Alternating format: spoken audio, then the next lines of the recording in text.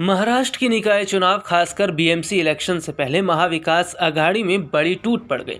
कांग्रेस ने ऐलान कर दिया कि पार्टी अकेले अपने दम पर ही चुनाव लड़ेगी। इसकी वजह उद्धव ठाकरे से नाराजगी है, लेकिन अब उद्धव ठाकरे इस जुगत में लग गए हैं कि किसी न किसी तरह कांग्रेस को मना लिया जाए।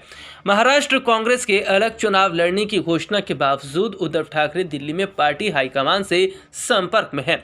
शिवसेना यूबीटी के प्रमुख कांग्रेस को मनाने की पूरी कोशिश कर रहे हैं। उनका कहना है कि महायुति के खिलाफ अगर विपक्ष अलग अलग चुनाव लड़ेगा तो दोनों ही दलों का बहुत बड़ा नुकसान होगा।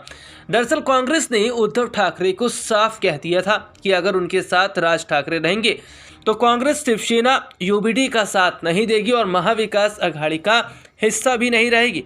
हालांकि उद्धव ठाकरे कांग्रेस को साथ लेकर एमवीए को बनाए रखने पर कायम है। उद्धव ठाकरे अब कांग्रेस को यह तर्क दे रहे हैं कि अगर महायुति के खिलाफ अलग अलग चुनाव लड़ें तो नुकसान दोनों का ही होगा। बीजेपी को हराने के लिए विपक्ष की एकता बनाए रखना बहुत ज़रूरी है।